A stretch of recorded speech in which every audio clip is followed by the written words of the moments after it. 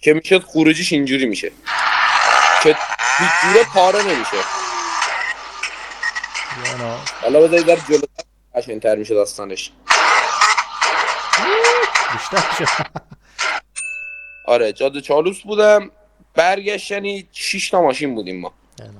6 تا ماشین لوازمی بودیم، مست کرده بودیم، گفتیم بذار برگردیم. ساعت 2-3 شب بود. آقا من پلاکا رو در آوردم گذاشتم تو ماشین، بعدش من یه ماشینم یه چیز زایه‌ای که داشت یه برچسب چسبونده بودم پشت شیشه که اون یارو یک سال خورده بود هر سری منو میدید بوق میزد مینداخت دنبالم. دیگه شناخته بود اون برچسب. شناخته بود آره، بچه همون محلم بود، زیاد منو تو اون محل دیده بود، تو محلم 2 بار دنبالم کرد نتونست منو بگیره، فرار کردم. نایس. داشتیم برمیگشتیم آقا یه دفعه یکی از رفیقای ما میاد فیلم بگیره از ماشین، گوشیش میفته. خب بعدش سری گفت بزنین کنار، هممون زدیم کنار، اونا رفتن. خب من یه دقیقه رفتم بشاشم خیر سرم دیدم پیچید بدم کلت کشید گفت بشین. نمیشه هیچ کاری کنه.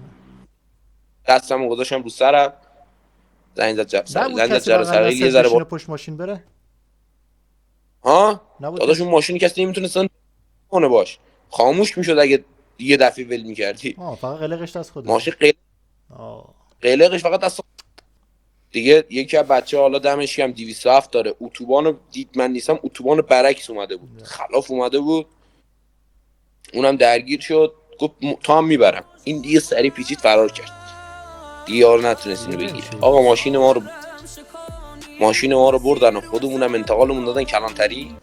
ولی تا پای مرگم عاشقتم فلانی، توی داغگرانی یه درد و استخوانی، روزگار خرابید پیریم چزی رسانی. Even Iran just bring it for me. Bu biliyorum ben onu. Hoşum gelmedi. خیلی میداد.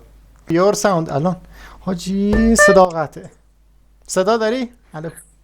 آره نخوست. تا حرف از صدا قطع شد، صدا قطع شد. ناورده یه صدا داشتن اذیتمون میکردن، میگو اینو که بزنی قطع میشه. الان چی؟ ما رو داری؟ این ماریم داخل چیزش. آره اینطوریه. تکنولوژی. الان جدا صدامو داری؟ اینا نامرد داشتن ایسکامو میگرفتن. ناموسن صدا داریم. کره کردی